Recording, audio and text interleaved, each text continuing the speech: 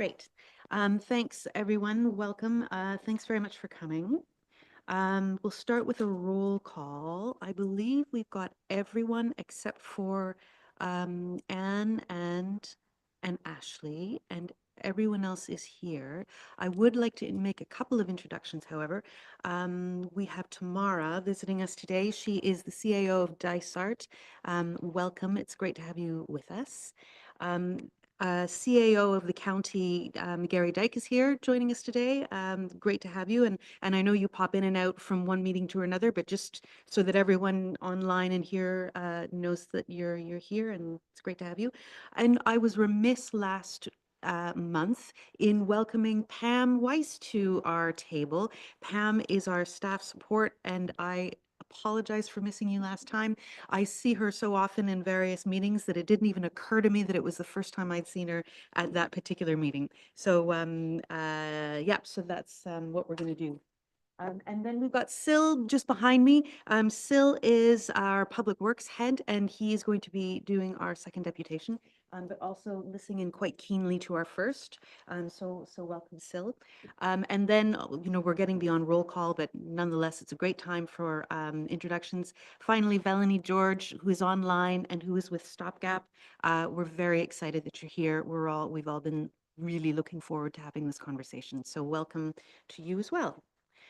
So the land acknowledgement, we respectfully acknowledge that the County of Haliburton is located on Treaty 20 Mississauga territory and in the traditional territory of the Mississauga and Chippewa nations, collectively known as the Williams Treaties First Nations, which are Curve Lake, Rama, Hiawatha, Alderville, Scugog Island, Beausoleil, and Georgina Islands First Nations.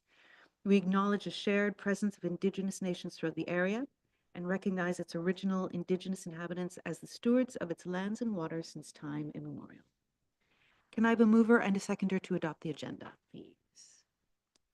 Lisa to move, seconder, and Kathy to second. All in favor?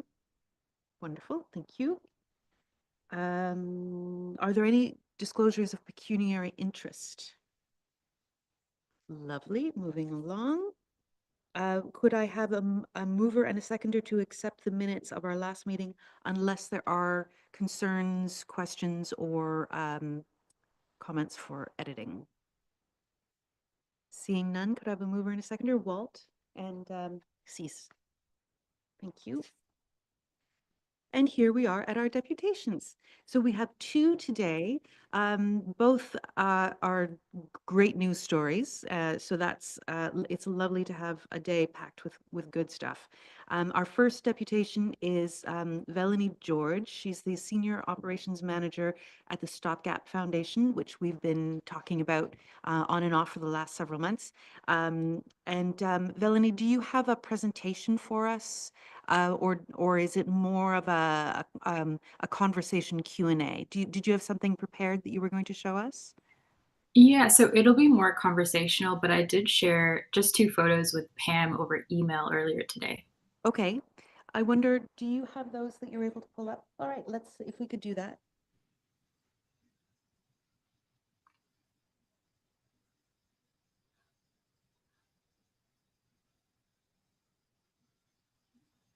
Uh-huh. Good stuff. So Velanie, can we start? Would you like to just give us a general overview of Stopgap and particularly some insight into your work into more small town and rural communities such as in Haliburton? Any general information you want to share from your end, and then we'll pepper you with questions. For sure. And I can't see the screen right now, so I'm just assuming that you can see one or both of the photos I shared. We can see the blue ramp. Okay, great. So that's a photo of our Stopgap ramp, and I'll start by just sharing a little bit of a background about Stopgap Foundation and what we do. So we're a registered charity who is based out of Toronto, but we work all across Canada. And we started back in 2011. So our founder and executive director, Luke Anderson, is someone who uses a wheelchair. And in 2011, he grew really frustrated with not being able to access a number of spaces around Toronto. So he got together with a couple of friends and decided to come up with these portable, really brightly colored access ramps. And he thought it would be this one-off sort of project in a local neighborhood, but there was so much media interest and interest from local businesses in seeing how beneficial these ramps were that the project grew from there, and we were able to become this registered charity 2 years later. So over the years, now it's been over a decade of doing what we do, and we've been able to place ramps across Canada in almost all the provinces and a number of different towns, municipalities, counties. I would say we probably have placed over 2,000 ramps, maybe even close to 3,000 at this time. And we have a number of projects. So, what we're hoping to maybe do in Halliburton is our municipal ramp project. So, with this project, we partner with the county or town, and we would build the ramps here, but we would have some contacts located in Halliburton that would share what we do and essentially gauge interest from businesses in getting these single stepped ramps. So these ramps will make single steps for businesses and other local spaces more accessible to everyone, from people who use wheelchairs and mobility devices, parents pushing strollers, delivery people with carts. It really helps so many different people access spaces that they didn't previously have access to.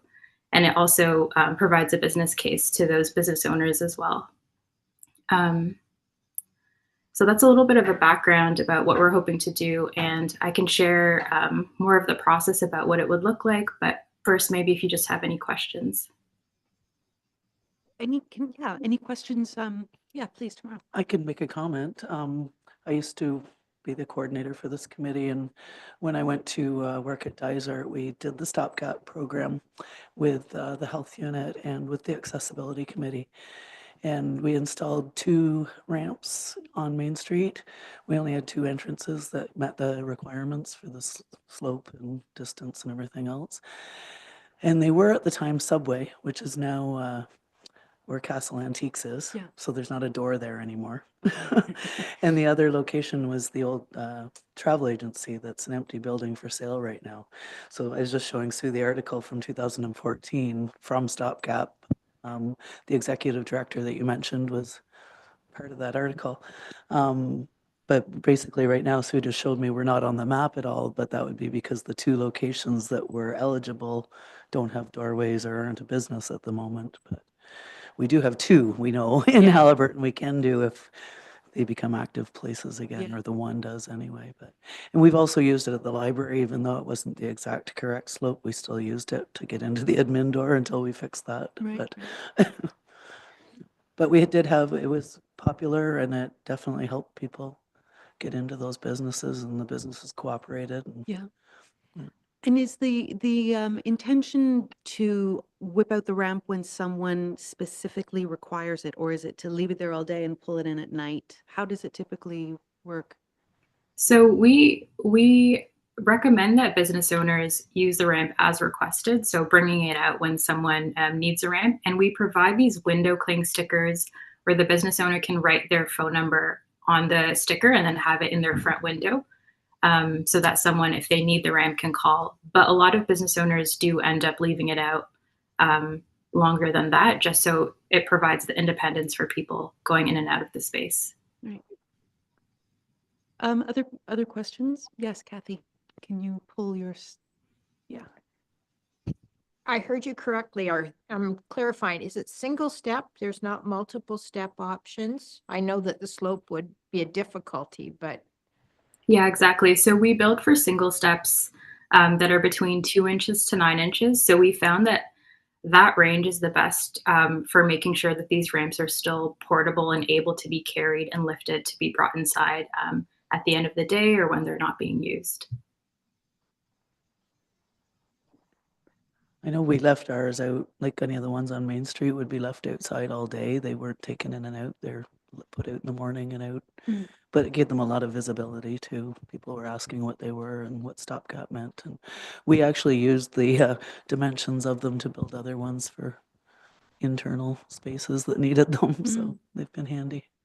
And what is your process for, like, how would you normally work with a local community in order to try to get this in as many spaces as possible? Is it through a committee or through advertising in the news? What do you tend to do to get the word out there? Or would that be entirely up to our committee to figure out? So we've done a mix of things in the past, utilizing social media, newsletters, or any local publications is really helpful. So we'll create a brochure that can then be shared on any social platforms or physical platforms that you have, and then also post it on our own social media. So that's one way. And then also, it does help to have either a committee or some volunteers on your side who can actually go door to door and speak to business owners. We found that having that in person conversation is one of the best ways to get people on board and to really raise awareness about the program. And what other communities that are, I don't know if you've been to Haliburton County before, but we've got a couple of small towns and small but very important towns, and then a handful of hamlets, and then there's quite a bit of cottages around, but we're very small town Ontario. So can you point to other communities such as ours that would be good examples of what you've done? Yeah, for sure. So, just in the past 2 years, we've worked with, for example, Huron County and Fort Erie, and had really successful ramp projects in both of those locations, where we've had anywhere from about a dozen to 2 dozen ramps between the two places put into place. Oh, great. Questions from online? Oh, sorry, Cease, I haven't been paying attention over there. I guess I'm going to ask the inevitable question. What's the cost? For sure. And So does that go, I was going to say, and does that come from the from the person who wants to use it, the business or whatever? Do they pay for it? So it's varied depending on if the county or municipality has a budget of their own. So in some cases they have, and they've taken on the cost so that it can be offered to the businesses free of charge, which just helps to get them on board a little bit easier. But in some cases, businesses have paid for it themselves, and the cost ranges depending on the size of the ramp. So for the smaller 2-inch ramp, it starts at 300, and then when we move on to the larger 9-inch ramp, it goes to 475. Yes, Kathy. What is the weight? Like, I am trying to figure out if there was a way that the county had a number of these and then could loan them out to different places, expanding services. Are they heavy to move? So the small and medium ramps are pretty easy for an able-bodied person to lift and carry on their own. So it might be anywhere from about 15 pounds to 30 pounds. And then the larger ramps, like for the 8-inch and 9-inch steps, are heavier. So some people might be able to lift it on their own, and some others might need 2 people to lift the ramps. And in terms of what you spoke to about loaning the ramps, so they are custom built for each step. So we require measurements of both the left and right side of the step, and we build these ramps very specific to each step. So if you happen to have some steps that are the same height, that could work, but it might be a little bit tricky to find that exact measurement. So would you like to ask your question about more community engagement here? Sure. So I have a question just about who builds the ramps, if they would be built outside of county, or is that something that we would be able to do here to involve community members who would almost certainly be really interested in that type of project? And then I think when speaking with Luke, there might have been an option to decorate the ramps as well, to personalize them, or to help for the business owners or for the establishment owners to sort of make the ramps have their own unique feel. Can you speak to those two pieces a little? Yeah, for sure. So we can approach the project in 2 different ways. So one, if we were building the ramps here, they would be built by our licensed contractor. So he has commercial liability insurance. So we would build the ramps here, paint them here, and then they would be picked up or delivered to you. The second option is we would need a licensed contractor in Halliburton to build the ramps, and then we would send them all of the measurements for the ramps. We have a spreadsheet where we would plug in the step height measurements, and it creates all the measurements for the rest of the ramp. So both options are possible. It just is a matter of whether you have someone who's a licensed contractor on your end who could build the ramps, and we would need them to add us, so Stopgap Foundation, to their own commercial liability insurance. Wow. I believe we built them, like not ourselves as the township, but volunteers that were part of the group. I think it was the Walk Kite Be Active committee maybe that was helping to partner with that as well, but it was local volunteers that built them here to keep the cost down. But in terms of you're asking how to get going and stuff, I know how we did. It was a group like this coming forward with an idea and we said, yeah, this sounds easy, let's go do it. But it was really a matter of staff and some counselors walking up and down the street with measuring tapes to see what, and some of the committee members just to see where there were possibilities. And at the end of the day, we thought it'd be a whole lot, but when it ended up only being 2 out of a whole main street that we could do it, it was like, oh, well, it is what it is for now, but it was easy to achieve. But you might find the same thing just doing a walkabout of each main street or hamlet. You'd probably very quickly identify the number you're looking at, and it may not be such an onerous or cost prohibitive project. Do you recall why were there such a limited number of doorways that I were think just commercial? because Halliburton's old and there's a lot of double steps up into buildings and Okay. along, we don't own a lot of property outside past the sidewalk either. So there's some issues there where it would come over into the actual pathway because they were too close to the To the walkway. walkway. So things like that, but we definitely put them wherever it was possible. Yeah, yeah. Lisa. Thank you. Yeah, we did in Minden Hills several years ago. We also looked into something similar. I'm not sure if it was this program, but the ramp program. And what we found a lot of the time was because of the elevation that it took to get into the building, that the ramp actually stuck out really far into the sidewalk, which would then, we'd either have to make it that it was too much of a slant or it was so far out into the sidewalk that it was impeding other people. So again, worthwhile looking at again, maybe it's like the fact that you can pick things up and move them and maybe use them just as somebody is needed. It might work out, but I do know that Minden Hills several years ago did look into this as well. Probably when Dysart did. Yeah, so we build all of our ramps to a 1 to 6 slope. So for every 1 inch of step height, the ramp would have a length of 6 inches out. And that's exactly one of the reasons why we request that business owners bring it in when it's not being used, just so it doesn't create that barrier on sidewalks for people walking by. Ben, yes. Sorry, I didn't see your yellow hand in the corner there. Yeah. Is there a possibility that we can, because going back to the comment made about a lot of the buildings being old, I don't like the idea of having ramps that could be easily taken in and taken out because of the idea that, okay, 1 minute somebody could own this building and have a ramp, and then the next minute it could be sold, and then, oh, where did the ramp go? Did it run away? Did we lose it? I think we could have somebody examine kind of the buildings, like have the contractor measure around it and then see, okay, unless someone is willing to do an entire reconstruction on the building, let's install a permanent ramp so that we don't have any issues with it, and then instructions for how to maintain them. Right.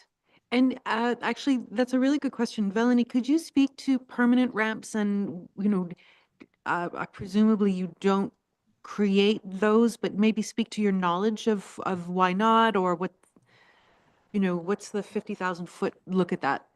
Yeah, so Ben raises a great point about how Stopgap was created as a temporary measure. So we hoped that by building these ramps and raising awareness, we would enable or inspire business owners and building owners to make more permanent implementations into their spaces. And we're finding now that that's not the case. So we hope to really amplify our message about how the ramps that we make are really a temporary measure and something that will inspire people to make more permanent changes. So we don't personally do permanent renovations because there are building permits and other things involved. But We have seen cases where people have purchased our ramps and then years later done renovations to have a permanent ramp or a barrier-free entrance installed just because they saw how beneficial the ramps were and they wanted to make that permanent change. Yep, good. Thanks for that clarification. Yes, Cease. Goofy question, but I'm going to ask it anyway. A lot of times when you're doing stuff, you got special events. And oftentimes special events changes venues. And those venues are not always accessibility compatible. On the other hand, they also vary. Would there be any way you could create, bearing in mind you got to remember the slope at 1 to 6, is there any way you could create, say, for instance, a couple of adjustable ones that would have a range between this and that, bearing in mind that if the upper lift cannot exceed the extension out the back? Why am I saying that? Because there's a lot of opportunities here for special events where a ramp would be of value, and then after the event is completed, it kind of sort of loses its effectiveness, but could be used somewhere else and be somewhat adjustable. I recognize that that may not be the perfect solution, but it might give accessibility restricted people a bit more opportunity to get to events. Just a thought. Yeah, for sure. So our ramps are built out of 4 pieces of wood, so a plywood top and then lumber for the sides and the back. So it's hard to make those adjustable, but we do have a really great contact for a supplier that does a folding aluminum ramp. So the design of this ramp has a lip that would sit on top of the step. So it would be able to be used for a couple of different, like a range of step heights, for example. So if that was something you were interested in, we could definitely share that information with you too. Could you speak to the how a partnership works between Stopgap and an accessibility committee or a community group, or like what are is there a contract involved, or is it a we make an order and you deliver? Like what does that look like structurally? So the start of the project does involve an agreement between both of us, so Stopgap and County of Haliburton. And essentially what that outlines is an approximate timeline for the project, the number of ramps you're hoping to put into place, what your budget might be, and then some details around either delivery or pickup, just so that everyone's clear about what's happening. So we have, for example, a template agreement that we could share with you just for your reference, and then we would build on that template agreement together to make sure the details work for both parties. Great. Gary, do you have any thoughts to add from the county perspective on how this group could take leadership, or would it be a staff leadership, or what does that look like from our standpoint? I think it would be, like Tamara's point earlier, I think it'd be a combination of the two. 'Cause primarily the outreach can be coordinated through the county, but it's into the local municipalities and coordinating with them, and a bit through Mr. Oval's office with respect to the business directors and that who's in place and that. So it'd be kind of a joint effort, I would imagine. But I think coming through this office and led by Ms. Tiffin, I think would be a really good start for us. Great. Ben, yeah. I was going to ask in terms of when you're building those ramps, because you said a part of them is made of wood, some are made of aluminum. What are you doing to accommodate different wheelchairs when you build the ramp? Because, for example, my power wheelchair is about 250 pounds, plus with my weight on it adds up to 500. I would imagine that trying to put a chair this big up a slope on a ramp only made of wood, I would worry a little bit about the structural integrity. Yeah, that's a fair question. So the ramp design was really thought over a number of years, and Luke Anderson, our founder, is a structural engineer from his previous life. So the ramps have been used by a number of people in our communities and across Canada by people who use powered wheelchairs. Luke, for example, has a powered wheelchair as well, and he's able to use these ramps. And that's part of why we also stop at the 9-inch step height, so that we don't have too large of a span of wood going over the lumber, so that we make sure that it would be safe for people to use.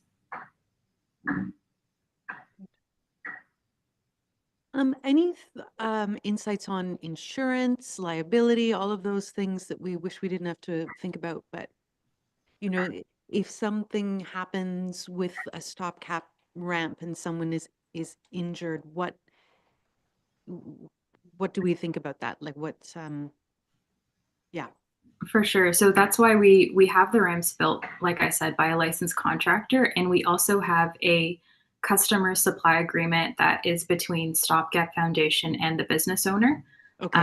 So this agreement would be reviewed and signed by the business owner, and it outlines to them how to safely use, store, maintain the ramp. So we can try to make everything as safe as possible for people who are then using the ramp. And then the liability is taken on by the business owner at that stage. Exactly. Yeah. Yeah. Okay. Okay. Sue. Do you mind if we cycle back just to the idea of having community involved in designing or creating or painting? Is that something that has happened elsewhere? Yeah, so thanks for bringing that back. We had a really great partnership with the city of Brampton where they engaged local artists to paint designs onto the ramps.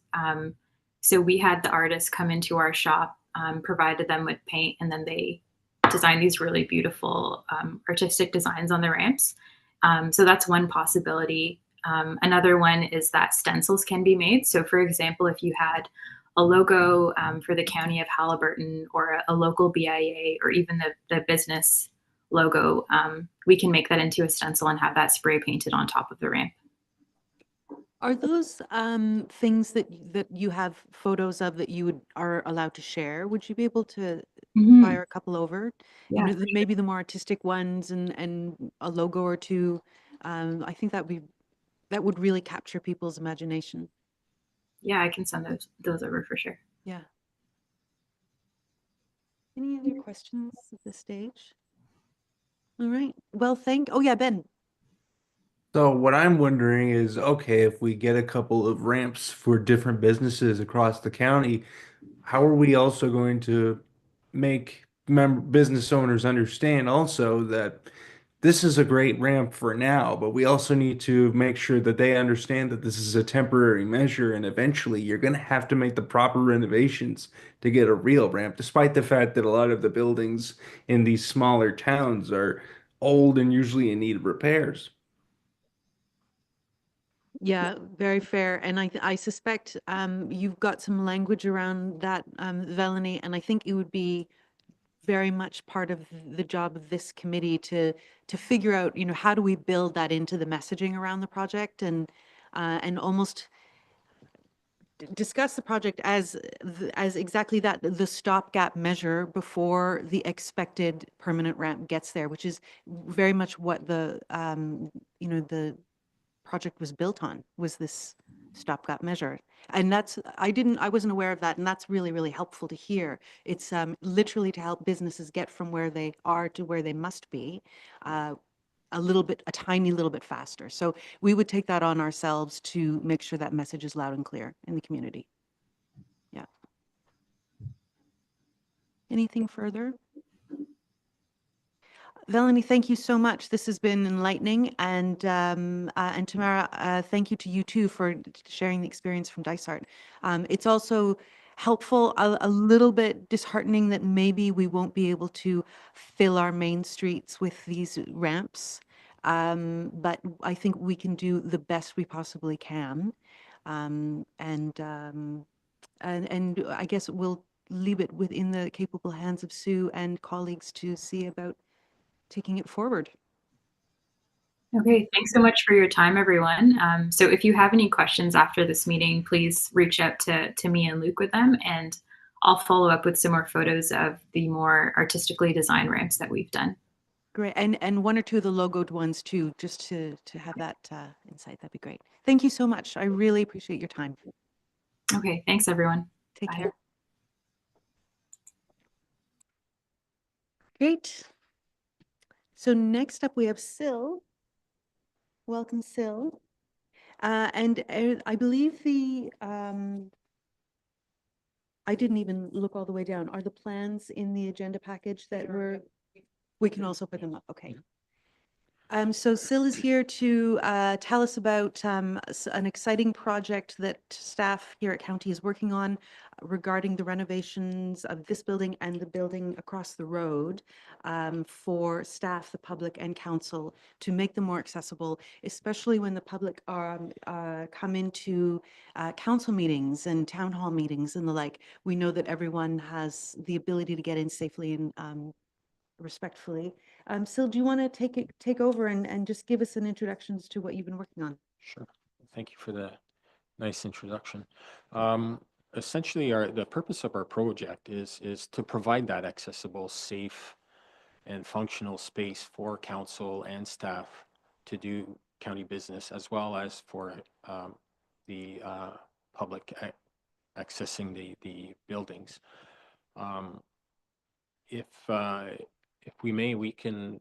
I could walk you through the different floor plans. We have a floor plan for 12 Newcastle Street, which will be the main floor across the street. And then we have plans for each of these three floors at the 11 Newcastle Street.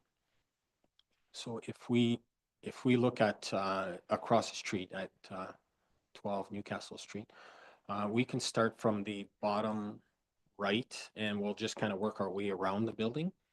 Now, as part of the planning or the layout and the design, the county retained a consulting firm that is very well versed in bringing spaces up to AODA, fire code, and building codes as well. So the great thought was put into the design and the layout of the buildings. As you will see, the turning radiuses for accessibility in the different rooms or different spaces, as well as you will see there's certain doorways where there will be an automatic door opener. They're also outlined there in those spaces. And just to help out, the hallways, doorways, all accesses to different rooms have all been considered and will be altered to appropriate widths for accessibility purposes. So if we started down at the bottom right, it will be the main entrance into the building. There will be an overhang to protect against weather when you first come into the building. So there will be a little vestibule there with a doorway just to create a space for air, cold air, especially in the wintertime. And then we'll have a lobby area with seating area for people coming to council or waiting to get in to do a presentation or whatnot. And then to the top right will be a kitchenette. We are presently moving it from one end of the building to the other, and the kitchenette itself, counter space, everything will have the accessibility part to considerations to it. And then next to the kitchenette, we will have a fully accessible washroom with the adult change table, and all facilities will be with the automatic door opener. And you can see there that they have the turning radius of the wheelchair inside, as well as the hallway going to the stairwell, where we have we're looking into a lift to bring from the bottom floor, which there's an exterior doorway to the street level. And then a landing will have to be created on the top floor to accommodate the lift. So that's something that we're investigating. We're looking at the possibility of that happening. Now, if we go into the top left, there is a meeting room, essentially for council. For whatever, it'll be a meeting room, and it'll be outfitted with AV and all the chairs, and as well as the entrances to that room will be accessible. And then the public gallery, or the public seating, those are just portable chairs where the configuration can be set up differently according to the meeting that will be held, and as well as accessible for people with mobility issues, for space to get around the room. We'll have a podium as well that will be accessible. And then there will be a little 3-foot wall there that will separate the gallery and the council space. So there will be 2 desks at both sides for staff, and then the half moon seating desk there for council. And we will have, we're hoping to have recessed monitors inside the desks to help with the visibility, and so. And so where would delegations take place from? The podium. From the podium? Yes, we have a podium there in the public seating area. But staff reports would be from the staff desk? Yes, correct. Yeah, the podium will be designed for, I believe, it's going to be designed for accessibility. Now, I don't know exactly how it's going to look, but it will be, I believe, adjustable for different heights, and yeah. And it's for one person, or what if there's a delegation of 4 people? It'll be for 2. It's for 2. Mhm. Kathy, yeah. Will you be using acoustic material so that people who are using hearing aids will have ability to hear what's going on? And will you have braille signage? Yes. Yeah, so on that front, so we're looking at accommodating all of that with respect to even beyond into you're right, the proper acoustic material, but also any assist devices that we could put into to augment the auditory side of it. And we are looking, and I've talked with IT, we're looking at a subscription service for the meeting itself. For not quite, it'd be, we could convert into Braille upon request. But we'd try to address the other part of it on a transcription service that could be live streamed with the meeting as well. So we're looking at addressing all those issues.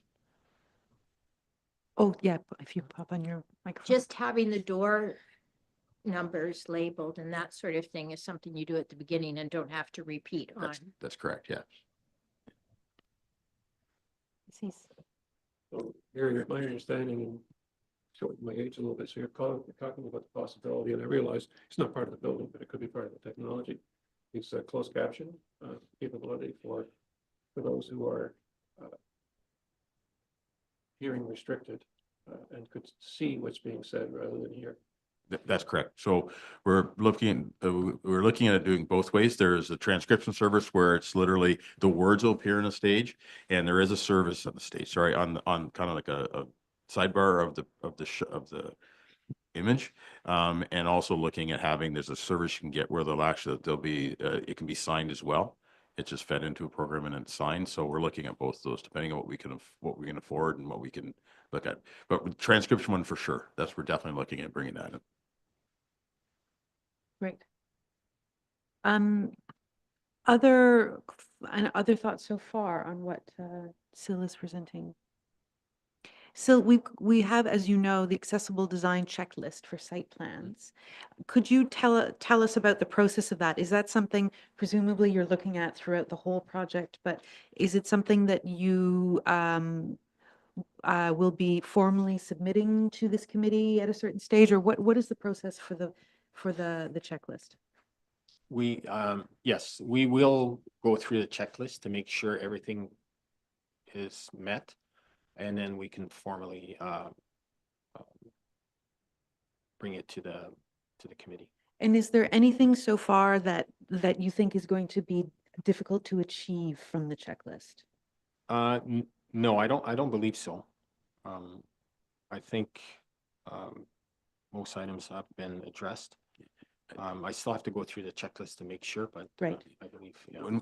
We'll provide the checklist to our design consultant too. Yep. This is, Okay, you yeah. know, we're bound by the building code, but some other things ever that go beyond the building code that we Yeah. try to incorporate in as well going forward. But that will be, we'll work with the design consultant to ensure that we've made sure we accommodate everything or any specific comments the committee may have on the overall design going forward.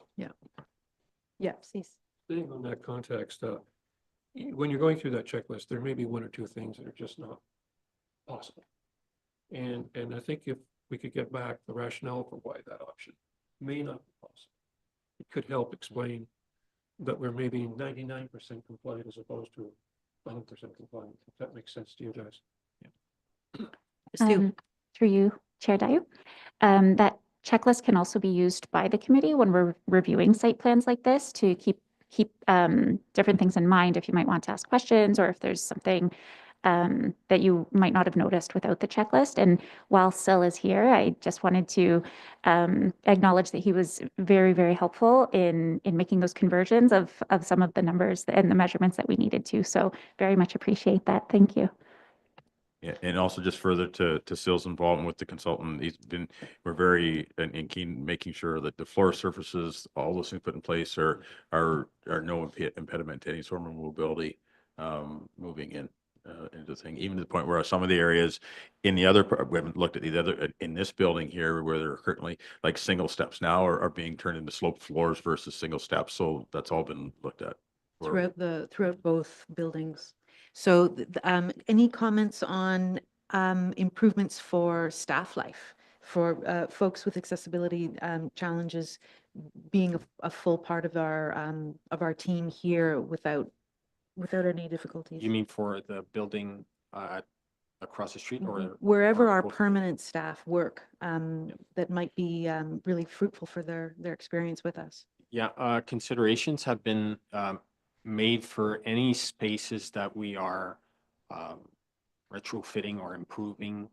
There are spaces within the building, especially here in 11 Newcastle Street, that there will be no work, but the doorways are all meet the width required, and then it's an individual for their desks or their workspace themselves. So there's an evaluation that we have that staff go through for those purposes. Great.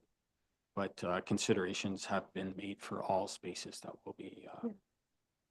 And Ben, I think I saw your hand up, but I. Yes, it's been there for a while, but Oh, I'm so sorry. It kind of blends into the wall color, I'm afraid. I apologize. I should be looking far more frequently. Go ahead. Well, what I was going to bring up is the possibility of installing a wheelchair accessible bathroom on each floor of the building, just in case, like, for example, we're in the middle of a meeting. It doesn't make sense for someone with a wheelchair to have to ask for assistance with the elevator to go down, do their business, go back up. So the possibility of having a wheelchair accessible bathroom on each floor of the building makes much more sense. Can you speak Yes. to that? Yep. If we can move to the this building, to the plans to this That's building. down, that's the ground floor. So that is, if we can start with the middle floor, sorry, the first, we called it the first floor. That's the one Yeah. there. Yeah. So this floor will be essentially the public access floor. So the front door, we're improving, we're actually rebuilding the ramp, the accessible ramp to the building. Right now it's on the right-hand side. We will be building it to the left, or sorry, it's on the left. We're putting it on the right of the building because of space and the space required for the appropriate ramp. And then the entrance door will be a new door as well with the proper automatic entry with the proper width. Right now, it's not the best. So that'll be on every floor, all of the Yes. buildings? Yeah, Yeah. okay, great. And then all the washrooms on every floor will be accessible. Great. And the middle floor, this floor here, the first floor, let's call it, will have a full accessible washroom with the adult change yeah. table Great. as well.